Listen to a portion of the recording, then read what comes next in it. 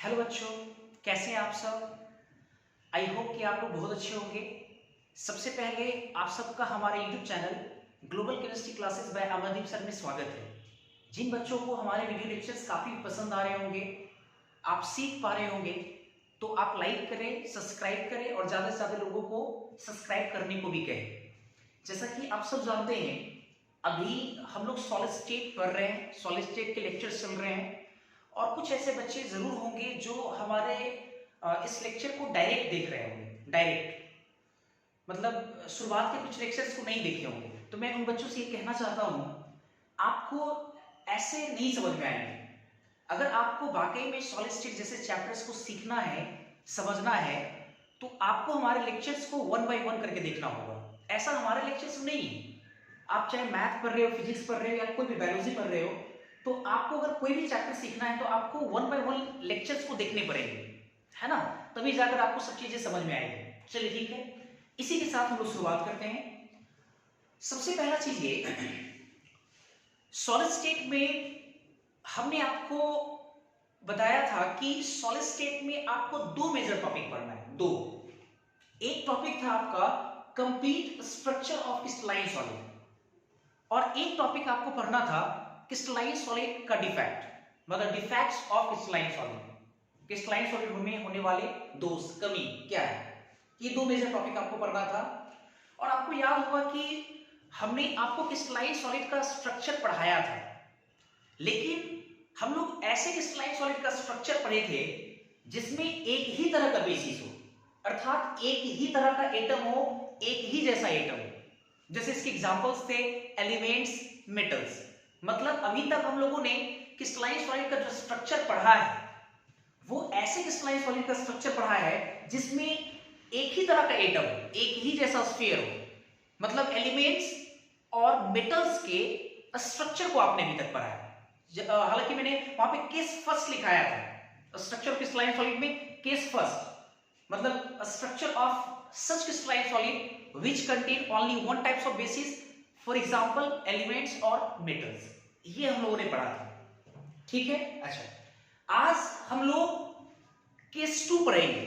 मतलब हम लोग ऐसे क्रिस्टलाइन सॉलिड का स्ट्रक्चर पढ़ेंगे जिसमें एक से ज्यादा तरह का बेसिस हो, जिसमें एक से ज्यादा तरह का स्फीयर हो, मतलब एक से ज्यादा तरह का अलग अलग स्फीयर हो, अलग अलग more than one types of basis पढ़ेंगे।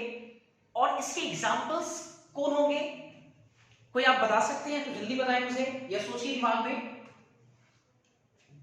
आयनिक कंपाउंड, इसका आंसर होगा आयनिक कंपाउंड। क्यों? आयनिक कंपाउंड में दो तरह का बेसिस होता है। याद कीजिए, आयनिक कंपाउंड में दो तरह का बेसिस होता है। कैसे? आयनिक कंपाउंड में केटायन होता है और एनायन होता है। एक केटायन होता है, दूसरा एनायन होता है। केटायन का साइज अलग होता है, एनायन का साइज अलग होता है। तो केटायन का साइज अलग, एनायन का साइज अलग, तो एक से ज्यादा तरह का बेसिस हुआ कि नहीं।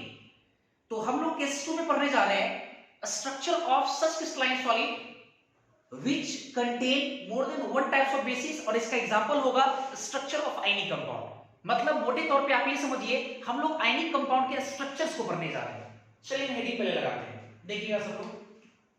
केस 2, हालांकि मैंने वहां केस फर्स्ट लिखा हो। चलिए केस 2 लोग देखेंगे।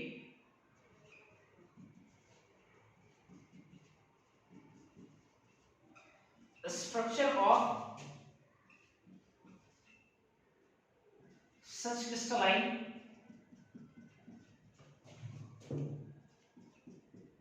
solid which contain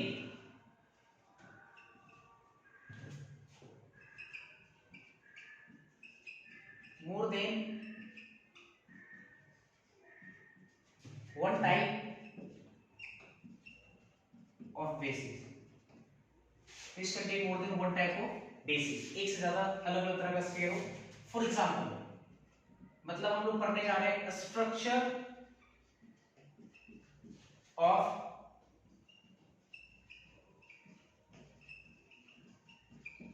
ionic compound. इससे पहले हम लोग एलिमेंट या मेटल का स्ट्रक्चर पढ़ रहे थे, अब हम लोग पढ़ने जा रहे हैं आयनिक कंपाउंड का structure, structure of ionic compound. चलिए, तो इसके बाद हम लोग देखेंगे स्ट्रक्चर ऑफ आयनिक कंपाउंड।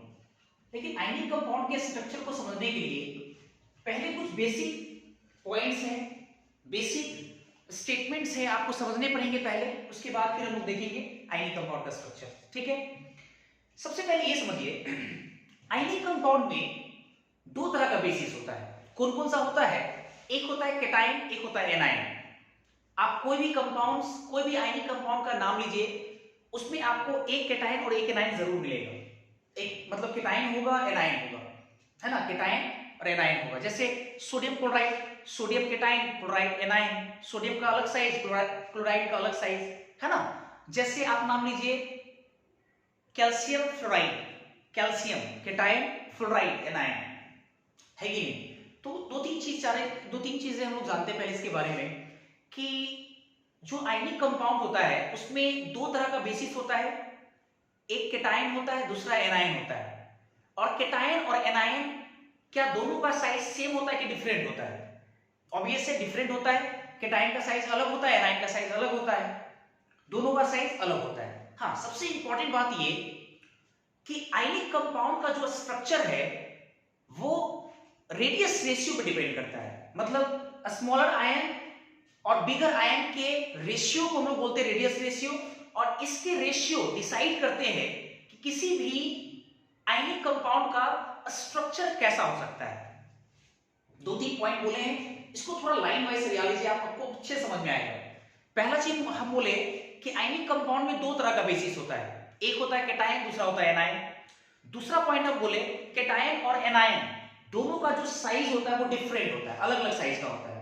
और तीसरा पॉइंट हम बोले किसी भी आयनिक कंपाउंड का structure radius ratio of cation, या ऐसे बोले radius ratio of smaller ion to bigger ion पर डिपेंड करता है।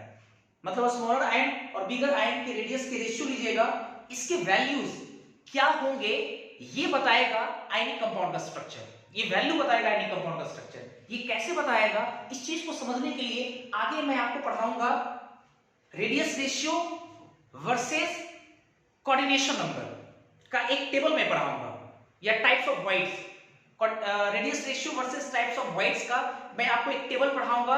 और उस टेबल से हम लोग जानेंगे कि अगर रेडियस रेशियो का वैल्यू अगर इतना से इतना के बीच में रहेगा। पहला मेरा सवाल ये है, रुक जाइए पहले, अगर मैं आपसे पूछूं कि रेडियस रेशियो का जो वैल्यू है वो कहां से कहां तक लाई करेगा। रेडियस रेशियो कहते किसको थे? Smaller ion to bigger ion को हम लोग रेडियस रेशियो कहते हैं। तो स्मॉलर आयन अगर हमेशा नीचे रहेगा, ऊपर रहेगा, और बिगर आयन अगर नीचे रहेगा, तो जब भी दोनों को डिवाइड कीजिएगा तो अब ये से इसका वैल्यू कहां से कहां मिलेगा? 0 से 1 के बीच में। अब 0 से 1 के बीच में कई सारे रेंज हो सकते हैं, है कि नहीं, कई सारे रेंज हो सकते हैं। और उस रेंज के अकॉर्डिंग वॉइड्स अलग अलग तरह का बनता है, अलग अलग तरह का वॉइड्स बनता है, अलग अलग तरह का। और वही वॉइड्स जो है वो डिफाइन करेगा किसी भी आयनिक कंपाउंड का स्ट्रक्चर कैसा होता है। अब इस बात को समझते हैं थोड़ा कैसे। देखिए, हम लोगों ने प्रीवियस क्लासेस में बहुत सारे ऐसे क्वेश्चंस किए हैं जिसमें आपको याद होगा कि जैसे एक क्वेश्चन कई बार आप किए होंगे ऐसा कि एक आयनिक कंपाउंड है या एक कंपाउंड है जिसमें दो तरह का एलिमेंट है, ए और बी। ए एलिमेंट एब्सिसी लैटिस पॉइंट को ऑक्युपाई कर रहा है, बी जो एलिमेंट है वो ऑक्टाहेड्रल वॉइड्स को ऑक्युपाई कर रहा है। तो बताइए कि उसका स्ट्रक्चर क्या होगा, उस कंपाउंड का स्ट्रक्चर क्या होगा। अगर आप लोग निकालिएगा, ऑब्वियस से कितना आएगा, ए बी आएगा, फॉर्मूला ए बी आएगा। समझिए जरा अच्छे से, ए और बी, A1 B1, क्योंकि ए एब्सिसी में तो ए का संख्या 4, बी ऑक्टाहेड्रल वॉइड में है तो बी का भी संख्या 4 आएगा, तो फॉर्मूला ए भी हो जाएगा। अगर वही सवाल में अगर मैं ये बोलता कि ए एब्सिसी लैटिस पॉइंट को ऑक्युपाई करता है, बी टेट्राहेड्रल वॉइड को ऑक्युपाई करता है, तो फॉर्मूला ऑफ कंपाउंड क्या होगा? तो फॉर्मूला ऑफ कंपाउंड आएगा ए का संख्या 4 और बी का संख्या 8, तो फॉर्मूला होगा AB2, 1:2 में आएगा। तो देखिए कहीं ना कहीं कंपाउंड का जो फॉर्मूला है या जो कंपाउंड का जो स्ट्रक्चर है वो कहीं ना कहीं डिपेंड कर रहा है किस तरह के वॉइड्स में आपके जो दूसरे एटम है किस तरह के वॉइड्स में जा रहे हैं, किस तरह के वॉइड को ऑक्युपाई करता है। खैर ये तो अलग बात है, मैं आपको जब radius ratio versus types of voids का जब टेबल में सिखाऊंगा तो वहां और ज्यादा क्लियर हो जाएगा। लेकिन एक बस बात याद रखना है कि रेडियस रेशियो पर डिपेंड करता है किसी भी आयनिक कंपाउंड का स्ट्रक्चर। देखिए मैं यहां लिख रहा हूं, चलिए देखते हैं। स्ट्रक्चर ऑफ आयनिक कंपाउंड दो तीन पॉइंट छोटा छोटा पॉइंट लिखते हैं। पहला चीज ये कि इन ionic compound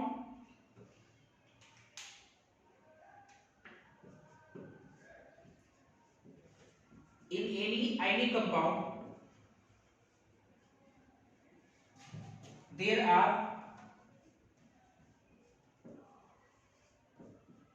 two types of bases.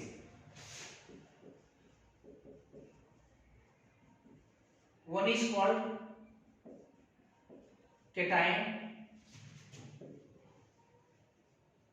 and other is called anion. एक केटायन होगा दूसरा एनायन होगा। और दूसरा मैंने पॉइंट कहा था केटायन और एनायन का जो साइज होता है वो अलग अलग होता है, मतलब दे आर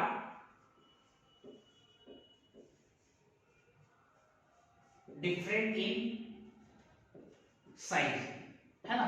और तीसरा सबसे महत्वपूर्ण लाइन मैंने ये कहा था किसी भी आयनिक कंपाउंड का जो स्ट्रक्चर होता है वो रेडियस रेशियो पर डिपेंड करेगा, ये ना। मतलब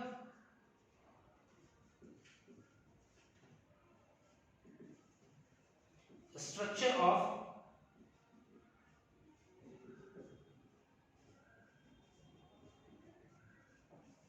ionic compound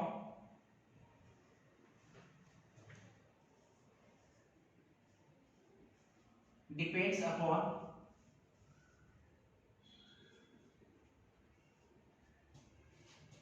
radius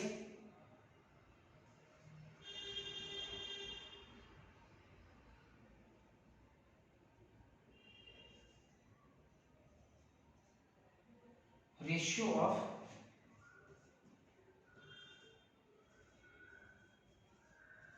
a smaller ion to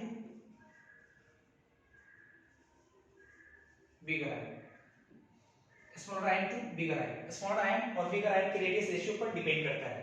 तो इसका मतलब कि इसका रेंज कहां से कहां तक होगा 0 to 1, मतलब it's value lies between, so it's value मतलब रेडियस रेशियो का जो वैल्यू है लाइज बिटवीन 0 to 1, 0 से 1 के बीच में इसका वैल्यू लाई करेगा, है ना, 0 से 1। और रेडियस रेशियो 0 से 1 और 0 से 1 के बीच में कई सारे रेंज हो सकते हैं, है ना, 0 से 1 के बीच में। और उस रेंज के अकॉर्डिंग टाइप्स ऑफ वॉइड्स होंगे और टाइप्स ऑफ वॉइड्स के कारण आप देख सकते हैं कि फॉर्मूला ऑफ कंपाउंड चेंज होता है। तो इसका मतलब आयनिक कंपाउंड का जो स्ट्रक्चर होगा वो वॉइड पर डिपेंड करता है। जैसे AB होगा कि AB2 होगा, क्या ये डिपेंड करता है कि नहीं कि वॉइड्स कैसा है। अगर ये डिपेंड करता है वॉइड्स कैसा है तो इसका मतलब हम लोग कह सकते हैं कि रेडियस रेशियो पर डिपेंड करेगा किसी भी आयनिक कंपाउंड का स्ट्रक्चर। वेरी गुड, चलिए समझ में आ रहा होगा आप लोगों को आयनिक कंपाउंड का स्ट्रक्चर रेडियस रेशियो पर डिपेंड करेगा, ये हो। चलिए इसके बाद देखते हैं जरा। एक बात मैं आपसे बोलता हूं कहूंगा, एक बात आप सोचिए जरा पहले कि आयनिक कंपाउंड में दो तरह का आयन, ठीक है, एक केटायन है एक एनायन है। ऑब्वियसली कोई छोटा होगा कोई बड़ा होगा, कोई स्मॉलर आयन होगा कोई बिगर आयन होगा, और स्मॉलर आयन और बिगर आयन को डिवाइड करेंगे, उसी को रेडियस रेशियो बोलेंगे जिसका वैल्यू 0 से 1 के बीच में करेगा। तो मेरा सवाल आपसे ये है, आप मुझे सोच के बताइए कि केटायन और एनायन में स्मॉलर आयन कौन होगा? स्मॉलर आयन ऑब्वियस है, स्मॉलर आयन कौन होना चाहिए? केटायन, और होता भी केटायन। लेकिन हमेशा नहीं, जनरली आपको कहना पड़ेगा। आमतौर पे केटायन छोटा होता है, एनायन बड़ा होता है। आमतौर पे 99% केस में केटायन हमेशा क्या मिलेगा आपको? छोटा मिलेगा, एनायन बड़ा मिलेगा। तो एक पॉइंट और हम लोग बोल सकते हैं, जनरली आमतौर पे cation anion is a bigger ion while cation is a smaller ion, जबकि cation क्या होगा? एक स्मॉलर आयन, है ना। Generally cation is a bigger ion, sorry anion is a bigger ion while cation is a smaller ion, ठीक है, smaller ion है ना। चलो ये तो समझ में आ रहा है। चलिए इसके आगे एक दो पॉइंट और भी समझते हैं। थोड़ा बात को बहुत अच्छे से समझिएगा गहराई में, तभी जाके क्लियर होगा, नहीं तो बड़ा रटने वाला हिसाब किताब हो जाता है। एक एक बात मुझे बताना जरा, जैसे केटायन छोटा होता है, ठीक है, जनरली केटायन छोटा है और एनायन बड़ा है, तो एक बात मुझे बताइए कि केटायन और एनायन में अगर केटायन बड़ा है, सॉरी एनायन अगर बड़ा है, केटायन छोटा है, तो किताब के एक लाइन को मैं समझाता हूं कि किताब में एक बात डायरेक्ट लिखा हुआ है, वो ये कि एनायन जो है, एनायन वो कोई एक तरह का ब्रेवियस लैटिस को ऑक्युपाई करता है, किसी एक तरह का, या इधर पीसीसी, बीसीसी, एफसीसी को ऑक्युपाई करता है, बिगर आयन, और उसके कारण जो वॉइड्स क्रिएट होते हैं, वॉइड्स जो बनते हैं, उस वॉइड में जाकर के केटायन फिट होता है। एकदम स्टेटमेंट एकदम कट एंड क्लियर है, आपको ये बात समझ में जरूर आ रहा होगा। देखिए मैंने क्या कहा, मैंने कहा कि जनरली केटायन छोटा होता है, एनायन बड़ा होता है, ठीक है। तो किताब लिखता है कि एनायन जो बिगर आयन है, एनायन, हालांकि आप बोलिए बिगर आयन, जो बिगर आयन होगा वो सॉलिड में किसी एक तरह का ब्रेवियस लैटिस को ऑक्युपाई करेगा। ब्रेवियस लैटिस याद करो, पीसीसी, बीसीसी या एफसीसी, पीसीसी, बीसीसी, एफसीसी पढ़ाए थे आपको कभी। इन तीनों में किसी एक तरह का लैटिस पॉइंट को ऑक्युपाई करेगा, किसी एक तरह का, या तो वो पीसीसी ऑक्युपाई करेगा, या तो बीसीसी ऑक्युपाई करेगा, या तो एफसीसी ऑक्युपाई करेगा। और उसके ऑक्युपाई करने के बाद जो वॉइड्स बचेंगे, जो वॉइड्स क्रिएट होंगे, उस वॉइड में जाकर के केटायन फिट होगा। और ये सही भी है। कैसे? एक बात मुझे बताओ, केटायन तो छोटा है, एनायन बड़ा है। आपको पता है कि जब बड़े बड़े आयंस को जब आप पैक करते हैं, चाहे वो पैक आपका पीसीसी हो, चाहे बीसीसी हो, चाहे एफसीसी हो, ऑब्वियस वॉइड्स क्रिएट होंगे। इवन मैंने आपको ये भी पढ़ाया कि एफसीसी जब आप पैकिंग करते हैं एफसीसी, तो दो तरह का वॉइड बनता है, टेट्राहेड्रल, ऑक्टाहेड्रल वॉइड बनता है। तो अगर आप पैक करेंगे तो वॉइड्स क्रिएट होंगे, और वो जो वॉइड होगा उसका साइज एटम के साइज से बड़ा होगा कि छोटा होगा? ऑब्वियसली छोटा होगा। और जब छोटा होगा तो उस छोटे से जगह पे कौन जाना चाहेगा, केटायन या एनायन? ऑब्वियस है केटायन, स्मॉलर आयन जाना चाहेगा। तो किताब के तुनाई तो ठीक लिखा हुआ है, बड़े आयन किसी एक ब्रेवियस लैटिस को ऑक्युपाई करेगा, उसके वजह से जो वॉइड्स क्रिएट होंगे, उस वॉइड में जाकर के स्मॉलर आयन फिट होगा। ये सबसे इंपॉर्टेंट लाइन है, बढ़िया सीखिएगा इसको। ये सबसे इंपॉर्टेंट लाइन है, मैं लिख रहा हूं यहां पे कि bigger ion of ionic compound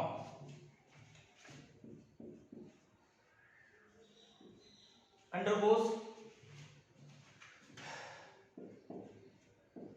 one of the Bravais lattice। कोई एक से डाउट करेगा, लाइक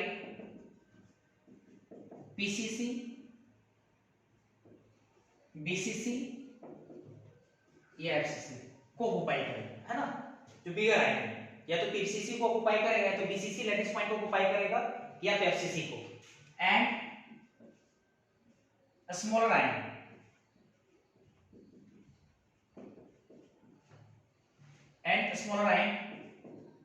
जो है, छोटा वाला ion, fitted into voids created due to packing of bigger ion। जब बिगर आयन को जब आप पैक करते हैं तो उसके वजह से जो क्रिएट होता है वॉइड, उस वॉइड में जाकर स्मॉलर आयन फिट होगा। Smaller ion fitted into voids created due to packing of bigger ion. ये तो समझ में आना चाहिए दोस्तों, छोटी छोटी बातें लेकिन बड़ा इंपॉर्टेंट है ना। बिगर आयन आयनिक कंपाउंड का कोई एक ब्रेवियस लैटिस को ऑक्युपाई करेगा, पीसीसी, बीसीसी, एफसीसी, और उसके कारण जो वॉइड्स क्रिएट होंगे, उस वॉइड को कौन ऑक्युपाई करेगा, स्मॉलर आयन। चलिए मेरा ख्याल है यहां तक आपको समझ में आ रहा होगा। इसके आगे बढ़ते हैं। थोड़ा मैं आपको आयनिक कंपाउंड में जो जिसमें केटायन और एनायन मिलेगा, तो केटायन और एनायन का मैं कुछ आपको पैटर्न दिखाता हूं कि आयनिक कंपाउंड में कौन सा ऐसा पैटर्न है जो पॉसिबल है, और कौन सा ऐसा पैटर्न है जो पॉसिबल नहीं है, जो नहीं हो सकता है। जैसे मैं आपको कुछ दिखाता हूं पिक्चर वाइज। जैसे ये मान लीजिए कि हम 3 स्फीयर लाते हैं, बराबर 3 स्फीयर लाए, मतलब 3 एनायन लाए, जनरली एनायन बड़ा है 3 एनायन लाए, और देखो इस 3 के कारण देखो एक वॉइड बना है, देखो ये वॉइड खाली जगह बना है कि नहीं, तो ये जो वॉइड बना है इसी वॉइड में जो स्मॉलर आयन, जो केटायन है देखो स्मॉलर आयन, ये जाकर के फिट होगा। तो ये ऐसा हो सकता है, ऐसा पैटर्न कि आपको दिख सकता है वहां पे कि एनायंस के पैक होने से जो वॉइड्स बना है उसमें केटायन हो ऐसा, और देखो सब तीनों का तीनों एनायन टच में, तो ये जो स्ट्रक्चर ये पॉसिबल है, ये संभवतः स्ट्रक्चर है, ये मिलता है, इस तरह का पैटर्न मिल सकता है। एक और देखो जरा पैटर्न ऐसा भी हो सकता है कि एनायन टच में नहीं हुआ आपस में, देखो तीनों का तीनों जो एनायन है वो टच में नहीं है, तीनों देखो बिगर आयन जो है जनरली एनायन होता है, तो ये टच में नहीं है ना, लेकिन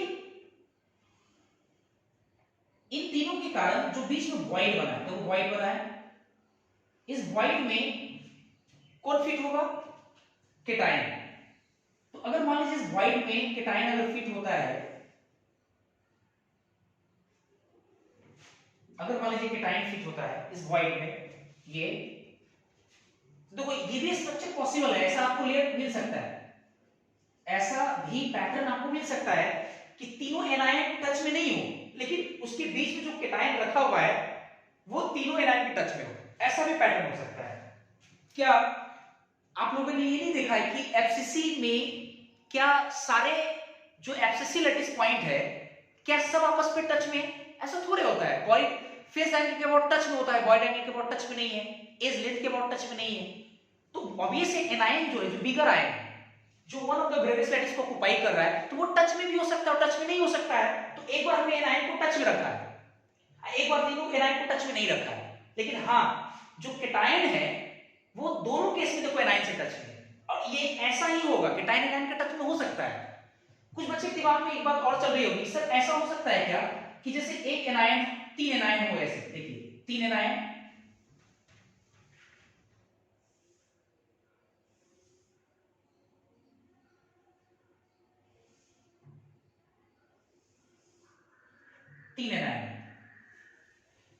इसको बड़ा बनाना पड़ेगा,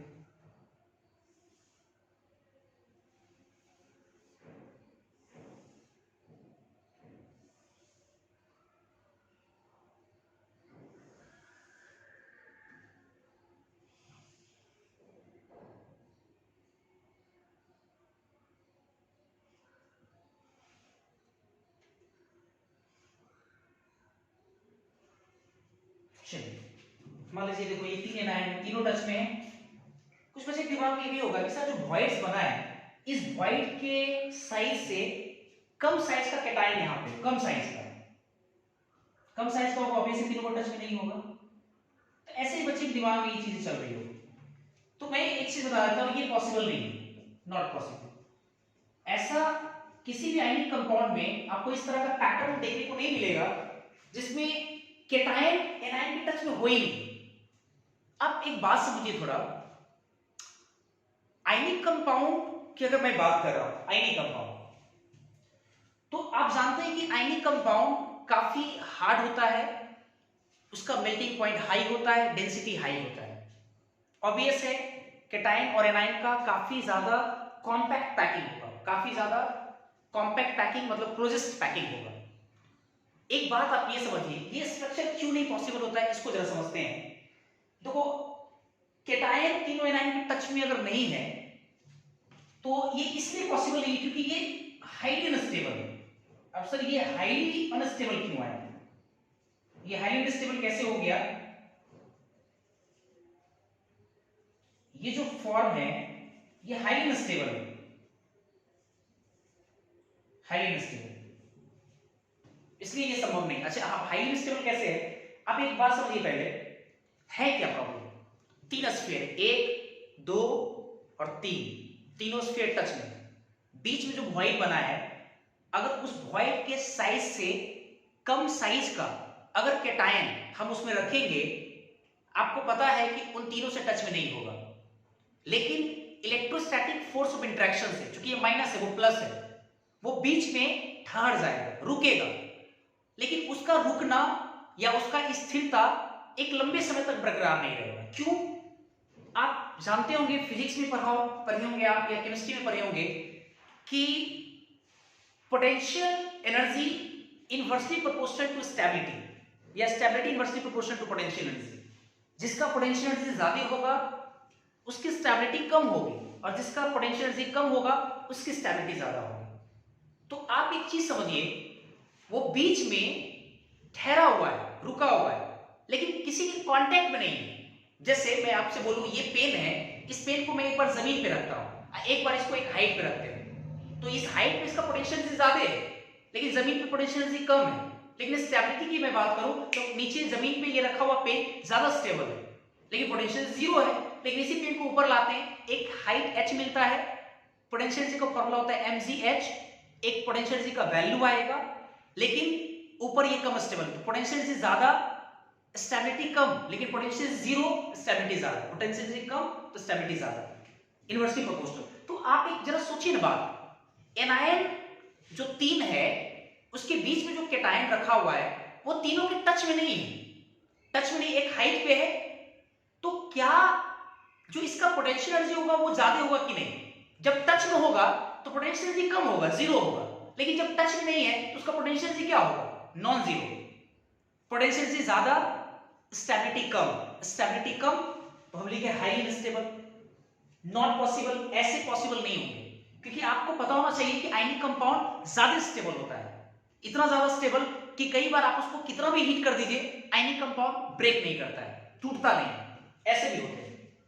इसलिए ये पैटर्न पॉसिबल नहीं है, ये सब पैटर्न पॉसिबल है। तो यहां से देखो हम लोगों ने जो सीखा है उसको पॉइंट वाइज करके लिख देते हैं, 3 पॉइंट में लिखेंगे इसके बारे में। पहला पॉइंट ये हम लोग सीखे, पहला पॉइंट देखिए यहां लिखते हैं, पहला पॉइंट कि cation and anion are always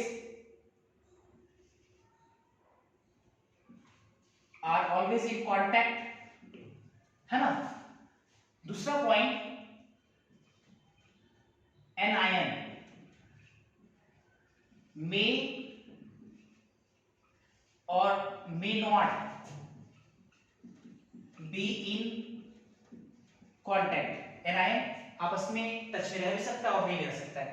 और तीसरा आप देख सकते हैं कैटायन, दो कैटायन, अगर मेरा सवाल अगर आपसे ही हो कि क्या दो कैटायन आपस में टच में रह सकता है, दो कैटायन, तो आपकी तरफ से आंसर आना चाहिए नहीं। दो कैटायन इसलिए टच में नहीं रह सकता है क्योंकि कैटायन कहां रहता है? वॉइड्स में। और क्या आपको लगता है कि जो वॉइड्स है वो लगातार बनेंगे?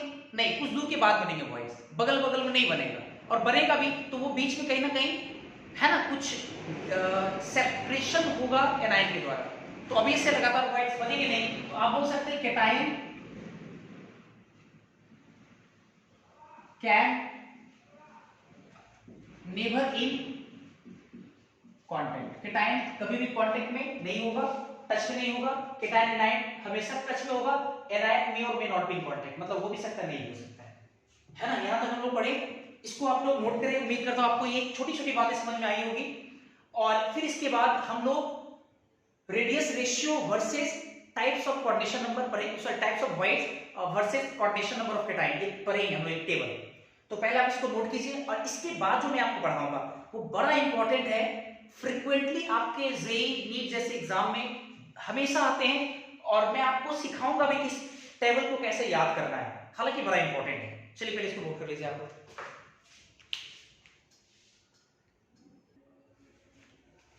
चलिए इसके बाद हम लोग टेबल देखेंगे, रेडियस रेशियो वर्सेस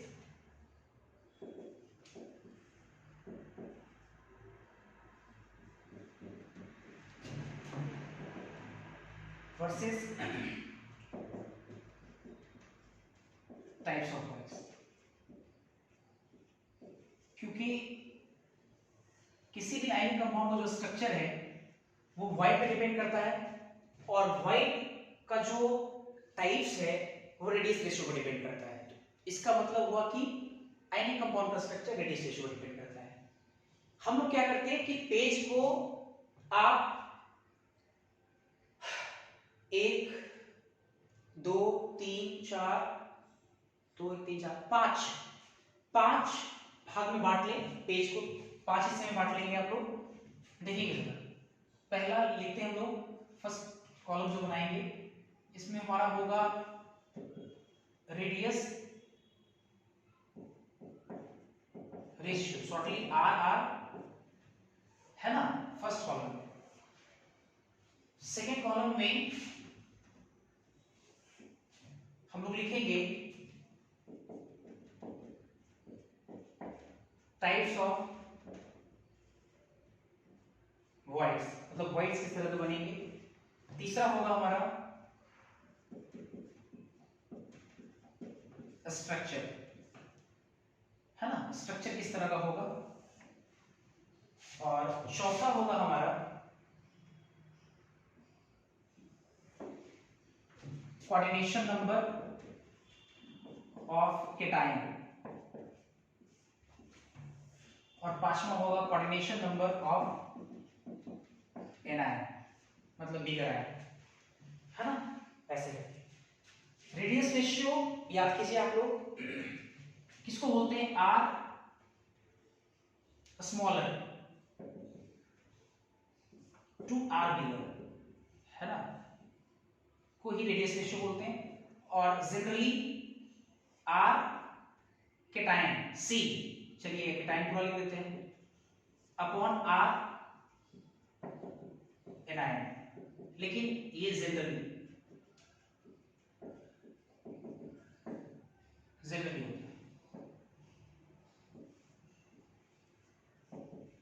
है ना, generally R cation by R anion generally होता है, हालांकि आर स्मॉलर बटा आर बिगर।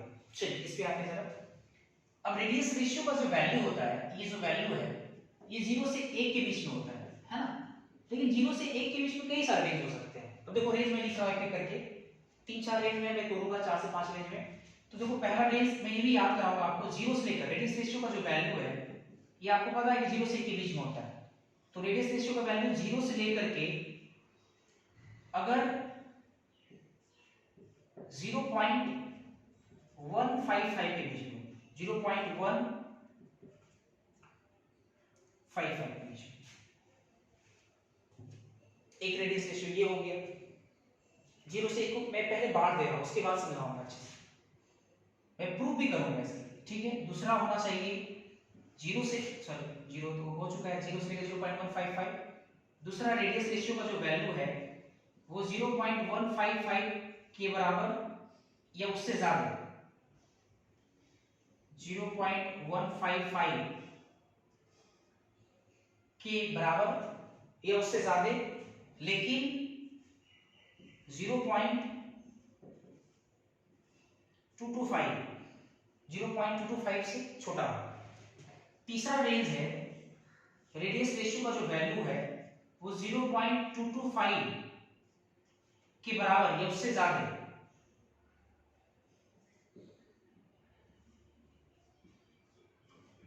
है ना, लेकिन 0.414 से कम। चौथा रेंज में बना रहा हूं, रेडियस रेशियो का जो वैल्यू है ये 0.414 के बराबर या उससे ज्यादा, लेकिन 0.732 से छोटा। और जो पांचवा रेंज है हमारा, ये रेडियस रेशियो का जो वैल्यू है ये 0.732 के बराबर या उससे ज्यादा, लेकिन 1 से क्या कम। देखो इतने सारे रेंज पॉसिबल हो सकते हैं, क्या पॉसिबल हो सकते हैं। और इस रेंज के अकॉर्डिंग, रेडियस रेशियो के वैल्यू के अकॉर्डिंग टाइप्स ऑफ वॉइड्स बनेंगे। लेकिन उससे पहले देखो ये जो नंबर्स जो हम लोग निकाले हैं 0 से 1 के बीच में, कई सारे नंबर्स में जो हम लोग तोड़े हैं, हालांकि मैं इसका प्रूफ भी दूंगा, लेकिन इसमें टाइम लगेगा, थोड़ा बाद में हम लोग देखेंगे ये सब नंबर्स कैसे आता है, ये रेंज कैसे आता है। लेकिन हमें कहीं ना कहीं इस टेबल को एक लंबे समय तक याद करना है, और याद रखने के लिए थोड़ा देखो पहले ये जो आपने रेंज 0 से 1 के बीच में जो आपने वैल्यू को जो स्प्लिट किया है, तोड़ा है, जैसे 0.155, 0.225, चाहे 0.414, चाहे 0.732, इसको लंबे समय तक हमें याद रखना है। तो कैसे याद करेंगे, आप एक पहला चीज तो याद करते हैं 0.155, बाकी सब मैं थोड़ा बहुत आपको याद करा दूंगा। 0.155 इसको एकदम याद कर लेना है, 0.155, 0 से 0.155। अच्छा एक और जो वैल्यू 225 लिखे हैं, 225। आप याद करो 15 का स्क्वायर 225 होता है, 15 का स्क्वायर 225। तो नंबर अगर जाना पहचाना रहता है ना तो लंबे समय तक याद होता है। हालांकि ये नंबर जाना पहचाना नहीं है, ये 0.155, इसको ध्यान रखिए, लेकिन ये नंबर कहीं ना कहीं जाना पहचाना है कि 225 जो होता है वो 15 का स्क्वायर होता है। आप लोग याद भी करते हैं 20 तक 25 तक, तो 225 याद है, 225। फिर आप याद करो √2 का वैल्यू कितना होता है, 1.414, लेकिन यहां देखो आया 414, 0.414, आपको 1 नहीं याद करना है, 0.414, तो कहीं ना जाना पहचाना नंबर है। अच्छा, और फिर √3 का वैल्यू होता है 1.732, लेकिन यहाँ पे 0.732, 1 नहीं याद करना है, 0.732। तो देखो नंबर्स जाना पहचाना लग रहा है। और अगर जाना पहचाना नंबर है तो 0 से 1 के बीच में जो हमने 4-5 रेंज बनाए हैं वो रेंज आप आराम से बना सकते हैं। पहला रेंज 0 से 0.155, दूसरा 0.155 से लेकर के 0.225, 0.225 से लेकर के 0.414, और 0.414 से 0.732, और 0.732 से 1 हो जाएगा। देखो ये रेंज समझ में आ गया। ये रेंज क्यों होता है, कैसे आया, मैं इसको प्रूफ करूंगा मैथमेटिकली, आगे देखेंगे। अब देखो अगर रेडियस रेशियो का वैल्यू बढ़िया समझना जरा, 0 से 0.155 के बीच में, तो जो वॉइस बनता है उस वॉइड का नाम होता है लीनियर वॉइस। देखो आपने जो वॉइड्स पढ़ा था इससे पहले, वो हम लोग क्यूबिक क्लोजेस्ट पैकिंग में या क्लोजेस्ट पैकिंग में हम लोगों ने वॉइड्स पढ़ा था कि 2 तरह का होता है, टेट्रा और ऑक्टा। तो ऐसा नहीं है कि सिर्फ 2 ही तरह के वॉइड्स होते हैं, वॉइड्स कई तरह के होते हैं, है ना, लेकिन क्यूबिक में क्लोजेस्ट पैकिंग में 2 तरह का होता है। चलिए ठीक है, लीनियर वॉइड्स, ठीक है। और इसका स्ट्रक्चर को थोड़ा समझते हैं, स्ट्रक्चर भी समझते चले जाएंगे। अब देखो लीनियर वॉइड्स कैसे बनता है थोड़ा समझिएगा इस बात। आपने ऑक्टाहेड्रल वॉइड्स पढ़ा है, टेट्राहेड्रल वॉइड्स आपने पढ़ा है। आपको याद होगा कि टेट्राहेड्रल जो वॉइड होता था वो टेट्राहेड्रॉन का सेंटर होता था। ऑक्टाहेड्रल वॉइड क्या किसको कहते थे, ऑक्टाहेड्रॉन का सेंटर। तो लीनियर वॉइड्स किसको बोलेंगे, लीनियर मतलब एक लाइन, और कहीं ना कहीं लाइन के जो सेंटर्स होंगे, या आप यूं कहिए टेट्राहेड्रल वॉइड्स किसको बोलते थे, जब 4 स्फीयर के सेंटर्स को मिलाने के बाद जो टेट्राहेड्रॉन बनता था, उस टेट्राहेड्रॉन का जो सेंटर होता था उसको बोलते हैं टेट्राहेड्रल वॉइड्स। तो लीनियर वॉइड्स किसको बोलेंगे, तो स्फीयर्स के सेंटर्स को मिलाने के बाद जब एक लाइन बने और उस लाइन का जो सेंटर होगा उसको बोलेंगे हम लोग लीनियर वॉइड्स। जैसे देखिए फॉर एग्जांपल, मतलब स्ट्रक्चर बना के दिखा रहा है, देखिए कैसे, जैसे एक ये मान लीजिए आपका, है ना,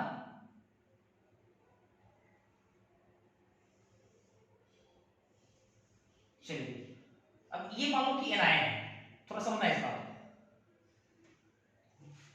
ये स्फीयर्स लाइन है, इस सारे स्फीयर के सेंटर को तुम मिलाओगे, सारे स्फीयर को सेंटर को और मिलाओगे तो वो एक लाइन बन रहा है, एक लाइन, लेकिन इन दोनों के बीच में कोई गैप है। तो ये जो गैप बना है, गैप जो वॉइड्स खाली जगह है, इसी को हम लोग क्या बोलेंगे, लीनियर वॉइड्स। और याद करो कि वॉइड्स में कौन रहता है आपका, केटायन, छोटे आयन से रहते हैं। तो ये प्लस ये माइनस माइनस माइनस, और इसी वॉइड को हम लोग बोल रहे हैं लीनियर वॉइड्स, क्योंकि जब हम मिला रहे हैं स्फीयर्स को, एनायंस को, सेंटर्स को मिला रहे हैं, एक लाइन बन रहा है, और यहां जो खाली जगह बना उसे हम लोग बोले लीनियर वॉइड्स। इसके बाद आइए जरा, अगर रेडियस रेशियो का वैल्यू 0.155 से 0.225 के बीच में हो तो जो वॉइड बनता है उसका नाम पड़ता है triangular voids, triangular voids, triangular voids मतलब ट्रायंगल वाला वॉइड्स। तो सिंपल देखिए जरा, ट्रायंगुलर वॉइड्स किसको बोलेंगे, आप स्फीयर्स को लाइए, सेंटर्स को मिलाएंगे, ट्रायंगल बने, और उस ट्रायंगल का जो सेंटर होगा उसी को बोलेंगे ट्रायंगुलर वॉइड्स। अब जैसे क्या यही होगा कि नहीं, थोड़ा स्ट्रक्चर वाइज आप लोग पकड़िए, आप लोग डेफिनेशन वगैरह पढ़ चुके अच्छे से, देखो जरा अच्छे से, ये तीनों एनायन है और तीनों के सेंटर को तो मिला दो, देखो एक ट्रायंगल बन रहा है, इसके बीच में देखो एक वॉइड क्रिएट हुआ, ये इसी में कौन रहेगा, केटायन रहेगा, है ना।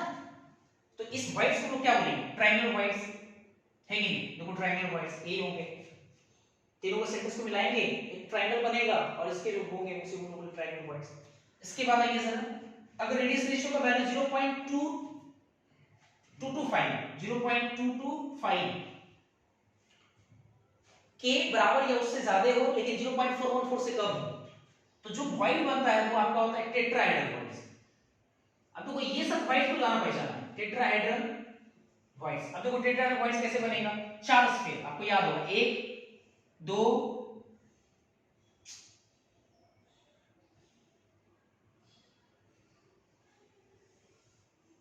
3,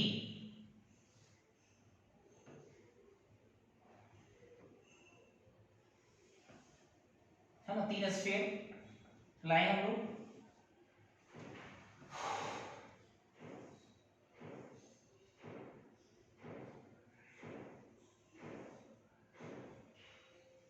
ऐसे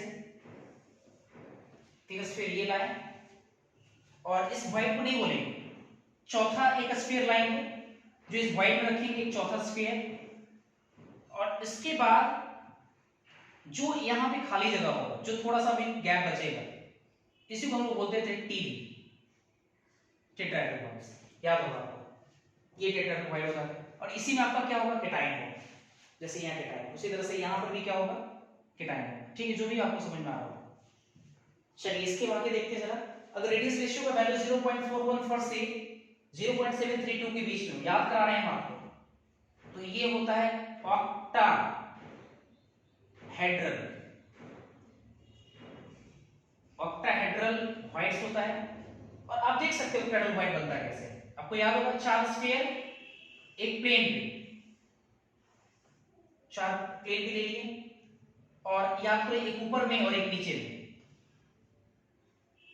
एक ऊपर में और एक नीचे में, है ना।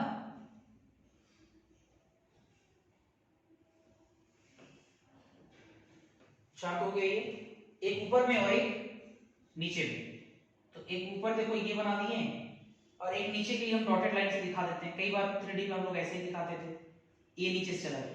ये जो व्हाइट क्रिएट हुआ, ये जो सेंटर बना इसका ऑक्टाहेड्रॉन का, इसी सेंटर को हम लोग बोलते थे ओबी, ऑक्टाहेड्रल व्हाइट्स। आपको याद होगा, है ना। और अगर 0.732 से बराबर उससे ज्यादा लेकिन 1 से छोटा हो, तो जो व्हाइट बनता है उसको हम बोलते हैं क्यूबिक व्हाइट्स, या इसका एक और नाम है, बोल सकते हैं बॉडी सेंटर्ड व्हाइट्स। क्यों बोलते हैं थोड़ा समझिएगा आप लोग अच्छे से। क्यूबिक व्हाइट्स, क्यूबिक व्हाइट्स मतलब क्यूब का सेंटर को क्यूबिक व्हाइट बोलेंगे। जैसे टेट्राहेड्रल व्हाइट्स, टेट्राहेड्रल का सेंटर को टेट्राहेड्रल व्हाइट बोलते थे, क्यूब के व्हाइट्स। अब देखो क्यूबिक व्हाइट कैसे होंगे, आप बढ़िया समझिएगा थोड़ा। अब क्यूबिक व्हाइट कई सारे स्पेस वाले करेंगे, लेकिन पेपर रिप्रेजेंटेशन को आसान करने के लिए हम लोग क्या करते हैं, लैटिस पॉइंट से दिखाते हैं। हम एक क्यूब बना लिए, देखो एक क्यूब बना लिए, 4 स्फीयर नीचे, 1 स्फीयर, 2 स्फीयर, 3 स्फीयर, 4 स्फीयर, चारों आपस में टच में। समझ रहे होंगे आप लोग। जैसे नीचे वैसे ऊपर है, 1 स्फीयर, 2 स्फीयर, 3 स्फीयर, 4 स्फीयर। तो 4 स्फीयर नीचे, 4 स्फीयर ऊपर। अब देखो चारों स्फीयर के सेंटर को और नीचे वाले चारों स्फीयर के सेंटर को मिला करके आप देखेंगे तो देखो एक क्यूब बन गया होगा। और इस क्यूब का जो सेंटर होगा यहाँ एक गैप बनेगा, इसी को हम लोग बोलेंगे क्यूबिक व्हाइट। इसी को क्या बोलते हैं हम लोग, क्यूबिक व्हाइट बोलते हैं, या बॉडी सेंटर व्हाइट।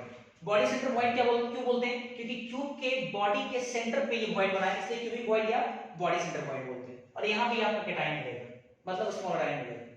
तो ऐसे करके मेरा ख्याल है कि चीजें आपको क्लियर दिख रहा होगा और आपको याद भी करना है। हालांकि ये सब तो प्रूफ मैं जरूर दूंगा कि सर क्या टेट्राहेड्रल व्हाइट्स होने के लिए ये जो 0.025 रेडियस रेशियो होता है, क्या इसका कोई प्रूफ है? बिल्कुल है, मैं इसको प्रूफ करूंगा, लेकिन आपको टेबल्स याद करना है पहले। तो टेबल्स में पहले मैंने आपको रेंज याद करने का तरीका सिखाया कि नंबर जाना पहचाना रहेगा तो रेंज बनाने में आसान होगा। और इस रेंज के अकॉर्डिंग टाइप्स ऑफ व्हाइट्स, कौन कौन से व्हाइट्स बनेंगे, ये मैंने व्हाइट्स दिखाया आपको। और व्हाइट्स के अकॉर्डिंग मैंने स्ट्रक्चर बनाया कि आपको स्ट्रक्चर भी समझ में आना चाहिए कि अगर ऐसे स्ट्रक्चर होंगे तो लीनियर व्हाइट्स बोलेंगे, अगर ऐसा व्हाइट बनेगा 3 स्फीयर के बीच में तो उसको ट्रायंगुलर व्हाइट बोलेंगे, 4 स्फीयर के बीच में बनेगा 3, एक ऊपर से 4, उसके बीच में जो व्हाइट बनेगा टेट्राहेड्रॉन का जो सेंटर उसको टेट्राहेड्रल व्हाइट बोलेंगे, 4 एक ऊपर एक नीचे, ऑक्टाहेड्रॉन का जो सेंटर होगा उसको ऑक्टाहेड्रल व्हाइट बोलेंगे, ऑक्टाहेड्रल व्हाइट। उसी तरह से जब 0.732 के बराबर या उससे ज्यादा 1 से कम हो तो जो 8 स्फीयर, 4 नीचे 4 ऊपर, एक क्यूब का जो सेंटर होगा उसको बोलेंगे क्यूबिक, मतलब ऐसे बनेंगे, है ना। अब आते हैं जरा coordination number of cation. Cation का कोऑर्डिनेशन नंबर कितना होगा? केटाइन का कोऑर्डिनेशन नंबर, एक चीज देखो जरा, यहां पे अगर हम बात करें, देखिए थोड़ा समझिए आप लोग, समय के साथ कोऑर्डिनेशन नंबर का डेफिनेशन बदलता है। जैसे आप लोगों ने जो कोऑर्डिनेशन नंबर पढ़ा था, मैंने कहा समय के साथ कोऑर्डिनेशन बदलेगा, ऐसा मैंने पहले भी कहा था कि अभी आप कर रहे वन टाइप्स ऑफ बेसिस, एक ही तरह का स्फीयर हो, अगर उसमें कोऑर्डिनेशन नंबर चेक करना है तो कोई एक स्फीयर कितने स्फीयर के टच में है। लेकिन अगर आप एक से ज्यादा तरह का बेसिस पढ़ रहे हैं या दो तरह का बेसिस पढ़ रहे हैं, तो अगर आप किसी का कोऑर्डिनेशन नंबर निकालना चाहते हैं तो कोई एक, जैसे मान लो ए और बी दो तरह का बेसिस, दो अलग अलग तरह का बेसिस है, तो अगर हम ए का कोऑर्डिनेशन नंबर निकालना चाहते हैं तो ए देखेंगे कि कितने बी के संपर्क में है, और अगर बी का कोऑर्डिनेशन नंबर निकालना चाहते हैं तो देखेंगे बी ए के कितने संपर्क में है, बी कितने ए के संपर्क में है, that is coordination number of B. और बी ए के कितने संपर्क में है, बी कितने बी ए के संपर्क में है, that is called coordination number of A का कोऑर्डिनेशन नंबर कहलाएगा। तो अब देखिए कोऑर्डिनेशन नंबर ऑफ केटाइन, तो केटाइन प्लस कितने एनायन के टच में है, दो, देखो कोऑर्डिनेशन नंबर 2 हो जाएगा। लेकिन आप एनायन कितने केटाइन के टच में है, तो आपको पता है ये लेयर कंप्लीट नहीं बनाया, इसलिए आप एनायन का कोऑर्डिनेशन नहीं बता सकते फिलहाल, इसलिए डैश लगा दिया वहां पे। चलो इसके बाद ट्रायंगल वॉइड्स में आते हैं, कोऑर्डिनेशन देख लेते हैं, उसके बाद फिर मैं आपको समझाऊंगा और भी चीज क्लियर करूंगा। अच्छा एक बात और देखिए जरा, ट्रायंगल वॉइड्स में अगर बात करें तो केटाइन का कोऑर्डिनेशन कितना होगा, 3, क्योंकि 3 एनायन से टच में वो वॉइड्स होंगे 3। लेकिन आप एनायन का कोऑर्डिनेशन नहीं बता सकते क्योंकि एनायन कितने केटाइन के टच में वो तब दिखेगा ना जब पैटर्न पूरा क्लियर होगा, इसलिए नहीं दिख पा रहा है। अच्छा उसका छोड़ दिया हमने। चलो तीसरा देखते हैं टेट्राहेड्रल वॉइड्स। तो केटाइन वॉइड में रहता है, याद करो टेट्राहेड्रल वॉइड में, तो टेट्राहेड्रल वॉइड का कोऑर्डिनेशन नंबर याद करो, पढ़ा चुके हैं हम आपको एफसीसी लैटिस पॉइंट में कितना, 4, एफसीसी लैटिस पॉइंट के साथ कितना होगा, 4 होगा, केटाइन कोऑर्डिनेशन 4 होगा, क्योंकि केटाइन जो है वो 4 एनायन के टच में है, मतलब 4 एनायन के टच में है, ठीक है, इसलिए 4 हो गया। अच्छा इसमें आप एनायन का भी बता सकते हैं, एनायन का भी बता सकते हैं, कैसे? टेट्राहेड्रल वॉइड बनता था कॉर्नर से √3/4 डिस्टेंस पे, तो एक टेट्राहेड्रल वॉइड तो क्लियर है कि 4 एनायन के टच में है, मुझे बताना है कि एक एनायन कितने टेट्राहेड्रल वॉइड के टच में है। तो एक बात तो कॉर्नर वाला एटम जो है वो एनायन है, बॉइड एंगल के अबाउट √3/4 डिस्टेंस आइएगा, यहां पे आइएगा तो एक मिलेगा आपको टेट्राहेड्रल वॉइड, और ऐसे कई सारे यूनिट सेल है, इसके बगल में भी है, पीछे भी, उसके पीछे भी, ऊपर भी है, तो टोटल अगर काउंट कीजिएगा तो 8 आएगा। और हालांकि मैंने ये पढ़ाया भी है, नंबर 8 होगा, ये पढ़ा चुके हैं आपको वॉइड्स में। उसी तरह से ऑक्टेट्राहेड्रल वॉइड की अगर मैं बात करूं तो ऑक्टेट्राहेड्रल वॉइड का कोऑर्डिनेशन नंबर कितना होगा, 6, मतलब केटाइन कोऑर्डिनेशन नंबर 6, क्योंकि ऑक्टेट्राहेड्रल वॉइड में हो जाएगा, केटाइन जाएगा, एसोलाराइन जाएगा, और इसका भी कितना होगा, 6। ये कहां बनता है आपका, थोड़ा याद कर लेते हैं हम लोग, ये कहां बनता है, याद करो, केटाइन सॉरी जो आपका ऑक्टेट्राहेड्रल वॉइड है तो 6 सही है, लेकिन कोऑर्डिनेशन नंबर ऑफ एनायन, मतलब एनायन का निकालना है तो कितने ऑक्टेट्राहेड्रल वॉइड के टच में है। तो आपको याद होगा कॉर्नर वाला एटम आपका क्या है, एनायन, और जो ऑक्टेट्राहेड्रल वॉइड बनता है वो बॉडी के सेंटर में बनता है और प्रत्येक एज के सेंटर में बनता है। तो देखो ये एज के सेंटर पे ये हो गया,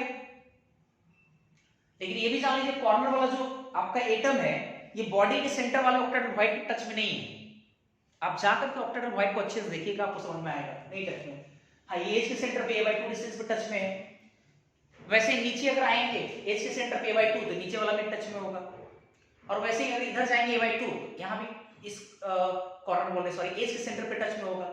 तो एक ये 2 3, जितना इधर आए उतना उधर जाएंगे, 4, जितना इधर आए उतना इधर जाएंगे तो 5, जितना नीचे आए उतना ऊपर जाएंगे तो 6, कोऑर्डिनेशन 6 हो गया। और क्यूबिक वॉइड में तो आप देख करके बता सकते हैं इसका कोऑर्डिनेशन कितना होगा।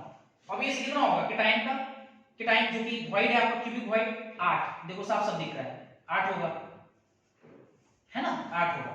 और मैं आपसे बोलूं कि F मतलब लैटिस पॉइंट जो कि ये एनायन है, ये वाला ये एनायन है, इसका कोऑर्डिनेशन कितना होगा, तो ये कितने केटाइन के टच में, तो ये वाला जो कॉर्नर है वो अपने एक क्यूब के सेंटर वाले से टच में है, सेंटर वाले केटाइन से टच में, और एक कॉर्नर ऐसा ऐसा 8 क्यूब के सेंटर से टच में आएगा, तो एनाइन का कोऑर्डिनेशन कितना हो जाएगा, 8 हो जाएगा। तो मेरा ख्याल है कि टेबल आपको क्लियर हो गया, लेकिन एक बात थोड़ा समझना है आपको। देखिए एक बात समझिए थोड़ा, देखिए रेडियस रेशियो का जो वैल्यू होता है वो 0 से 1 होता है। तो अगर आप ऊपर से नीचे आएंगे, ऊपर से यहां से नीचे आएंगे, तो रेडियस रेशियो का जो वैल्यू है वो लगातार बढ़ रहा है। रेडियस रेशियो का वैल्यू ऊपर से नीचे आने पे बढ़ रहा है, और रेडियस रेशियो का जो वैल्यू है वो r स्मॉल बटा r बी का होता है। तो रेडियस रेशियो का जो वैल्यू है r डॉट r, ये वैल्यू को बढ़ना है। तो इसके वैल्यू को बढ़ने के लिए स्मॉलर साइज, इसके वैल्यू को क्या होना पड़ेगा, इसके वैल्यू को बढ़ना पड़ेगा,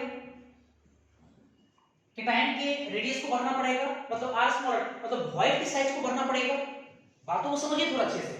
देखिए मैं क्या कह रहा हूं, ये जो टेबल है, इस टेबल में ऊपर से नीचे आने पे रेडियस रेशियो का वैल्यू बढ़ रहा है, और रेडियस रेशियो r स्मॉल बटा r बिगर होता है। तो रेडियस रेशियो का वैल्यू बढ़ने का मतलब हुआ कि r स्मॉलर, मतलब केटायन या वॉइड्स बोल सकते हैं जिसको आप, r स्मॉलर होता क्या है वॉइड्स में, तो वॉइड का साइज बढ़ेगा तभी रेडियस रेशियो बढ़ेगा।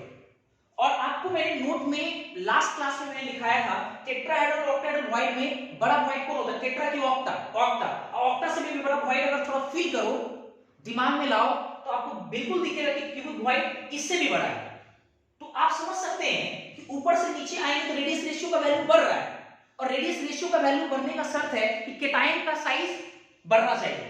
केटायन छोड़िए, वॉइड का साइज या r स्मॉलर का साइज, जनरली केटायन होता है, केटायन बोलिए चाहे वॉइड बोलिए चाहे स्मॉलर आयन बोलिए, इसका वैल्यू क्या होना चाहिए, बढ़ना चाहिए। तो आप देख सकते हैं कि ऊपर से नीचे आ रहा है, बढ़ रहा है कि नहीं। तो देखो ये टेट्राहेड्रल वॉइड का साइज से बड़ा साइज होता है ऑक्टाहेड्रल वॉइड का, ऑक्टाहेड्रल वॉइड के साइज से बड़ा होता है क्यूबिक वॉइड का। तो रेडियस रेशियो बढ़ रहा है, देखो वॉइड का साइज बढ़ रहा है। तो जब आप जरा समझिए एक बात को, जब मान लीजिए कि रेडियस रेशियो का वैल्यू 0.225 के बराबर है, 0.225 के बराबर है, तब ये क्या है, टेट्राहेड्रल वॉइड है। लेकिन जैसे जैसे साइज बढ़ता गया, वॉइड का साइज बढ़ता गया, और बढ़ते बढ़ते जब 0.414 से कम था, कम, तब भी वो टेट्राहेड्रल वॉइड है। लेकिन जैसे ही 0.414 के बराबर हो गया, 4.4 के बराबर, 0.414 के बराबर, तो वैसे ही ये अब वॉइड टेट्राहेड्रल नहीं रहा, क्योंकि केटायन का साइज बढ़ा, तो केटायन को वॉइड में एडजस्ट करने के लिए अब उसको बड़ा वॉइड चाहिए, तो वो तुरंत किस में बदल जाएगा, ऑक्टाहेड्रल वॉइड। देखो ऑक्टाहेड्रल वॉइड में चला गया। अब ऑक्टाहेड्रल वॉइड का जो वैल्यू है वो 0.414 से लेकर के 0.732 है। तो अगर मान लीजिए ऑक्टाहेड्रल वॉइड अगर बढ़ता गया, रेडियस रेशियो का वैल्यू बढ़ेगा, लेकिन 0.732 से कम रहेगा, तो तब तक आपका ऑक्टाहेड्रल वॉइड ही रहेगा। लेकिन जैसे 0.732 के बराबर हो गया, रेडियस रेशियो जैसे 0.732 के बराबर हो गया, तो तुरंत वॉइड का साइज बदल करके क्या बन जाएगा, क्यूबिक वॉइड बन जाएगा। आप ऐसे समझिए, एक बार और दिखाता हूं आपको। देखिए जैसे मैं कह रहा हूं कि रेडियस रेशियो का जो वैल्यू है ये बराबर है 0.155, कब, जब वॉइड्स कैसा है, ट्रायंगुलर वॉइड, मतलब ये। अब क्या है कि रेडियस रेशियो का वैल्यू अगर 0.155 से बढ़ेगा, अब जरा सोचो, रेडियस रेशियो वैल्यू बढ़ने का मतलब क्या होगा कि स्मॉल साइज का वैल्यू क्या बढ़ेगा, केटायन का साइज या वॉइड का साइज बढ़ेगा। अगर वॉइड का साइज बढ़ेगा, इस पर कोई फर्क नहीं पड़ना चाहिए, अगर ये वॉइड का साइज बढ़ेगा, केटायन का साइज बढ़ेगा, तो क्या एनायन टच में रहेगा, नहीं, मतलब केटायन का साइज अगर बढ़ेगा तो एनायन टच में नहीं रहेगा। देखो ऐसे, ये देखो एनायन कांटेक्ट छोड़ दिया, लेकिन फिर भी ये क्या ट्रायंगुलर वॉइड नहीं है। लेकिन ये ट्रायंगुलर वॉइड तब तक रहेगा जब तक कि इसका वैल्यू 0.225 से छोटा है। रेडियस रेशियो बराबर है 0.155 के, लेकिन तब जब तीनों एनायन टच में और इन तीनों से केटायन टच में। लेकिन जब रेडियस रेशियो का वैल्यू बढ़ेगा, 0.155 से बढ़ेगा, तो जैसे रेडियस रेशियो बढ़ने का मतलब कि केटायन का साइज बढ़ेगा, तो जब केटायन का साइज बढ़ेगा, वॉइड का साइज बढ़ेगा, तो ये बीच वाला जैसे ही साइज बढ़ेगा तो एनायन तीनों क्या करेगा, कांटेक्ट छोड़ देगा। देखो कांटेक्ट छोड़ दिया है।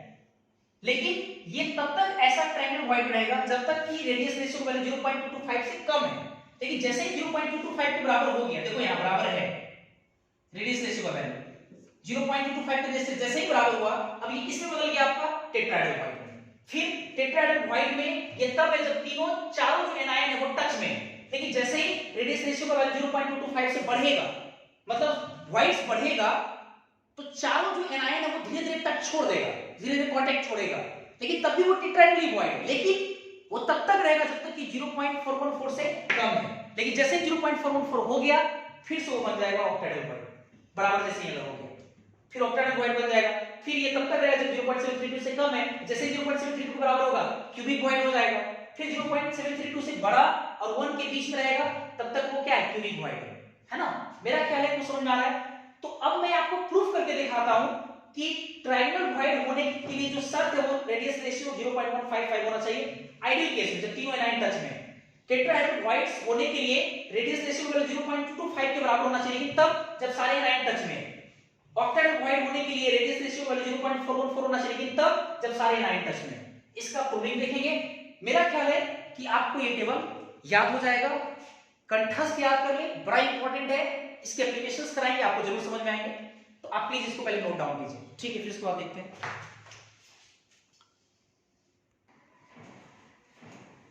चलिए इसके बाद आप लोग देखेंगे प्रूविंग। देखिए सबसे पहला देखते हैं हम लोग ट्राई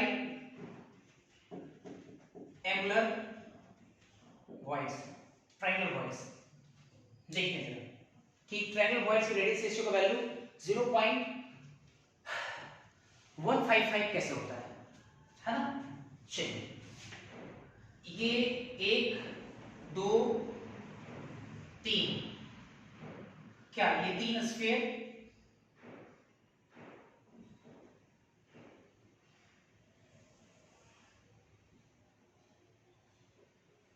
ये तीनों एनायन है, ठीक है, बराबर स्फीयर। ये जो व्हाइट बना है इस व्हाइट में केटायन है, ठीक है। बस आप ध्यान रखिए, बड़ा वाला एनायन है, छोटा वाला केटायन है।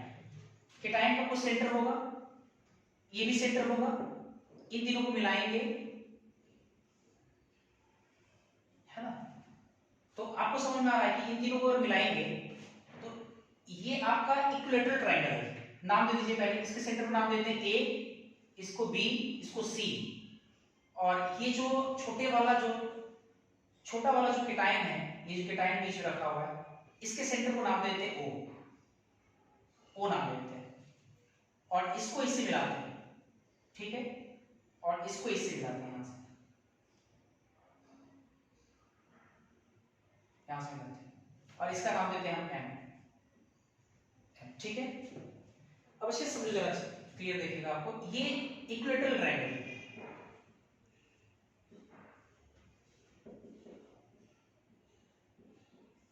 इक्विलैटरल ट्रायंगल है, ये पूरा ABC इक्विलैटरल ट्रायंगल है, और इक्विलैटरल ट्रायंगल में जो एंगल होता है ये 60 डिग्री के बराबर होता है।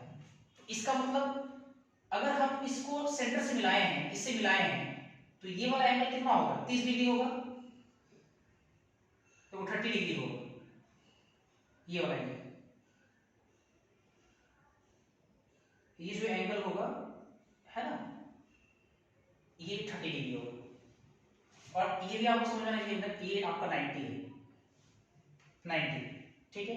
ये रेडियस है आपका, ये दूरी आपका क्या है, आर एनायन है, आर एनायन, एनायन का रेडियस, ये जो डॉटेड लाइन से ये ड्रॉ किए हम, इस ये जो दूरी होगा R anion plus R cation होगा, यहां से यहां तक का दूरी आर एनायन, यहां से यहां तक का दूरी आर केटायन, ये दूरी आर एनायन आर केटायन ये वाला होगा, ये वाला आर एनायन, और ये 90 डिग्री है।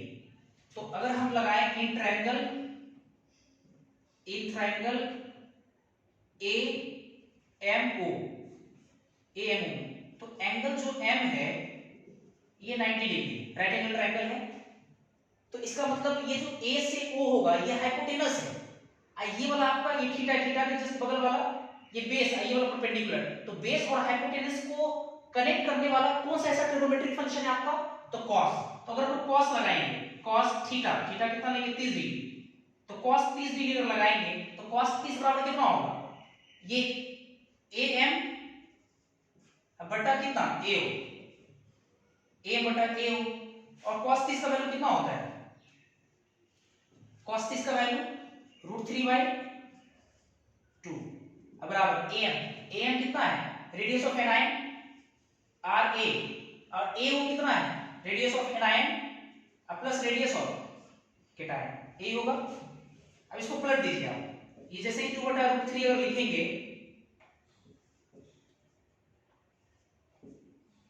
इसका न्यूमरेटर नीचे ले आएगा, न्यूमरेटर ऊपर लेके चलेंगे तो ये भी बदल जाएगा, ये R anion plus R cation बटा आर एनायन इतना हो जाएगा।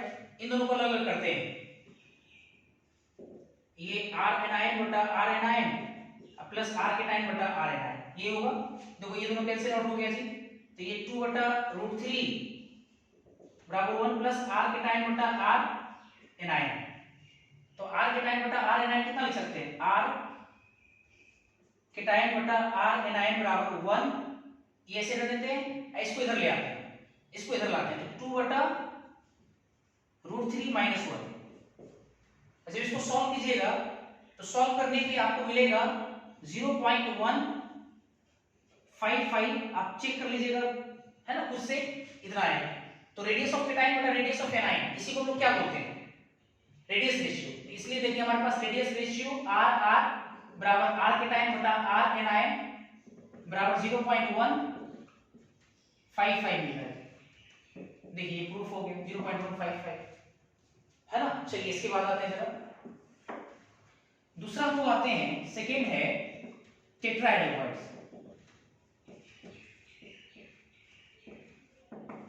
टेट्राहेड्रल वॉइड्स, टेट्राहेड्रल वॉइड का एक्यूरेट स्ट्रक्चर याद होगा आपको, कैसे बनता है।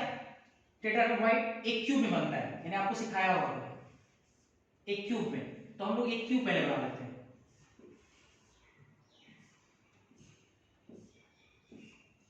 एक क्यूब कैसे बनेगा, नीचे वाला जो है फेस उसके अपोजिट कोऑर्डिनेट पे 2 एटम रखिए, और ऊपर वाले के भी अपोजिट, नीचे वाले के हिसाब से अपोजिट रखिए ऐसे।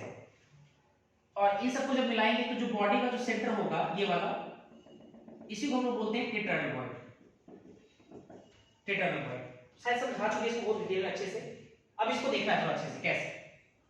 अब एक बात बताओ मुझे, ये जो दूरी है ये दोनों टच में है ना, ये इसके भी टच में, ये इसके टच में, ये तीनों टच में, आपको पता है। तो अगर डिस्टेंस इसका l मान लेते हैं, l इसका डिस्टेंस मान लिए, तो इन दोनों के बीच का दूरी कितना हो जाएगा, l के टर्म्स में √2l। इन दोनों का रेडियस, इन दोनों का रेडियस का सम मतलब 2r एनायन, ये एनायन ही है ना, बिगर आयन, इसी की वजह से वॉइड बनता है। डिटेल समझने के लिए आप लोग टेट्राहेड्रल वॉइड में जाकर देखेंगे, इसको अच्छे से पढ़ा चुके हैं।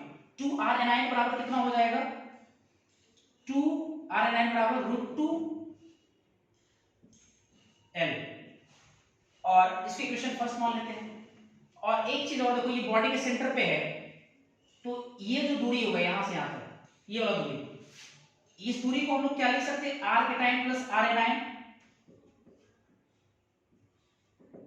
आर केटायन, ये केटायन, ये एनायन, दोनों टच में होगा, तो ये दूरी R cation plus R anion, यहां से यहां तक कितना होगा, √3l बटा 2, इसको 2 मान लीजिए, और 2 को फर्स्ट में डिवाइड कीजिए, तो R cation plus R anion बटा आर एनायन, 2r एनायन, इसको ऐसे डिवाइड कर रहे हैं, तो ये √3l बटा 2 और √2l, तो ये इससे कैंसिल हो गया, 2 से 2 कैंसिल हो गया, अलग अलग करेंगे तो r केटायन बटा r एनायन, ये r एनायन बटा r एनायन, ये √3 बटा √2, यही आएगा है ना। और ये 1 हो जाएगा, 1 को उधर ले गए तो ये कितना हो जाएगा, r केटायन बटा r एनायन, इसी को हम लोग रेडियस रेशियो बोलेंगे, और 1 को उधर ले गए तो √3 बटा √2 और -1, और जब इसको घटाएंगे आप लोग तो रेडियस रेशियो का जो वैल्यू है, मतलब r केटायन बटा r एनायन जो है ये 0.225 कंफर्म है कि आ जाएगा, कंफर्म है आ जाएगा, ठीक है। इस हिसाब से रेडियस रेशियो आपको याद होगा, टेट्राहेड्रल वॉइड होने के लिए 0.225 के बराबर होता है। तो इस तरह से आ जाएगा, है ना। चलिए फिर आगे देखते हैं थोड़ा।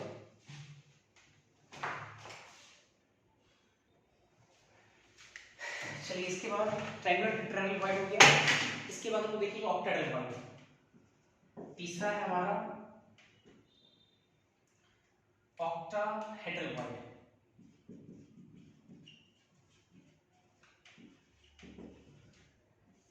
ऑक्टाहेड्रल डिवाइड देखिएगा, ऑक्टाहेड्रल डिवाइड में 4 स्फीयर, 1 2 3 4, और इसके बीच में एक ऊपर से एक नीचे से। हम ऊपर नीचे वाला आइटम नहीं दिखा रहे हैं, लेकिन इतना समझ में आ रहा है कि इसके बीच में जो वॉइड बनेगा ये ऐसे, यही आपका केटायन, छोटा केटायन, बाकी सब एनायन। तो जब इसके चारों सेंटर को मिलाइएगा, देखो एक स्क्वायर बन रहा है क्या, और इसके सेंटर को मिलाइएगा, इसके सेंटर को इससे, तो ये दूरी होगा आपका R anion plus R cation, क्योंकि यहां से यहां तक आर एनायन, यहां से यहां तक आर केटायन, और इसको जब इससे मिला दीजिएगा तो ये 90 डिग्री बनेगा। इसका centre A B C D मान लेते हैं, इसके सेंटर को ओ मान लेते हैं, ये वाला एम हो गया। तो अगर हम लोग देखें in triangle A M O, तो एंगल जो एम है ये 90 डिग्री है, और ये डिग्री कितना होगा, 90 पूरा होगा, आपको पता है ये पूरा 90 डिग्री है, तो एक डिग्री कितना होगा, 45 डिग्री। और ये आपका आर एनायन, ये वाला दूरी आर एनायन है, ये वाला दूरी, यहां से यहां तक आर एनायन, यहां से यहां तक R anion plus R cation. तो इन दोनों को लीड करने वाला ट्रिग्नोमेट्रिक फंक्शन कौन होगा, cos। तो आप लगाइए cos 45 डिग्री, तो cos 45 डिग्री बराबर कितना लिखेंगे, am बटा ao। 45 का वैल्यू 1/2 बराबर am कितना, r एनायन, ao कितना, r cation plus r anion. अब इसको देखो थोड़ा सा पलटते हैं, तो ये √2 बराबर r cation plus r anion बटा r एनायन। ये √2 बराबर अलग अलग करेंगे तो r केटायन बटा r anion plus r anion बटा r एनायन, तो ये तो कट जाएगा, एक हो गया। तो r केटायन बटा r एनायन बराबर कितना लिखेंगे, √2 माइनस 1। इसको घटाइएगा तो कितना आ जाएगा, r केटायन बटा r एनायन को हम लोग बोलते हैं रेडियस रेशियो, √2 वैल्यू 1.414, एक घटाएंगे 0.414। देखो ये प्रूफ हो गया कि ऑक्टाहेड्रल डिवाइड होने के लिए वैल्यू कितना होना चाहिए, केटायन एनायन का रेशियो कितना होना चाहिए, है ना, 0.414। और एक चौथा आपका है क्यूबिक डिवाइड, चौथा क्यूबिक डिवाइड्स। अब इसको थोड़ा समझते हैं हम लोग, क्यूब में लेके समझते हैं, क्यूब में ही मेंशन किए थे।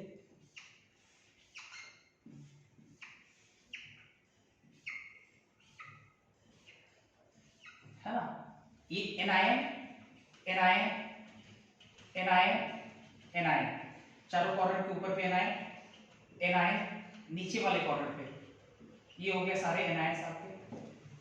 और इसके बाद ये बॉडी के सेंटर पे जो वॉइड बनेगा ये आपका है क्यूबिक वॉइड, ठीक है। तो अगर इसके लेंथ को अगर हम लोग l मान लें, तो ये दोनों टच में है, तो आप लोग बोल सकते हैं 2r एनायन बराबर जो होगा वो l के बराबर होगा।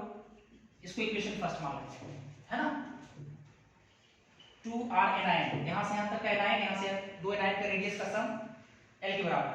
और इसको अगर यहां से हम मिला दे इस वाला, तो ये एनायन ये केटायन, तो एनायन केटायन के रेडियस का सम, तो r anion plus r cation बराबर कितना हो जाएगा, √3 l बटा 2। इसको इक्वेशन 2 मानिए और 2 को फर्स्ट में डिवाइड कीजिए, तो अब ये से r एनायन, सहूलियत के हिसाब से हम लोग 2 को फर्स्ट में डिवाइड किए, r केटायन बटा 2r एनायन बराबर √3 l बटा 2l, l से l कैंसिल, 2 से 2 कैंसिल, अलग अलग करेंगे तो r एनायन बटा r anion plus r cation बटा r एनायन बराबर कितना, √3। तो ये दोनों कैंसिल हो गए, एक तो r केटायन बटा r एनायन, इसी को लोग बोलते हैं रेडियस रेशियो, एक को उधर ले गए तो √3 माइनस 1, तो रेडियस रेशियो जिसको r केटायन बटा r एनायन कहते हैं जनरली, कितने के बराबर, 0.732 के बराबर। देखो आप मेरा ख्याल है कोड कैसे आया, ये मैंने प्रूफ कर दिया। आज के लिए इतने रहने देते हैं, ज़्यादा लेक्चर्स बड़ा नहीं करना चाहेंगे, तो ठीक है, थैंक यू सर।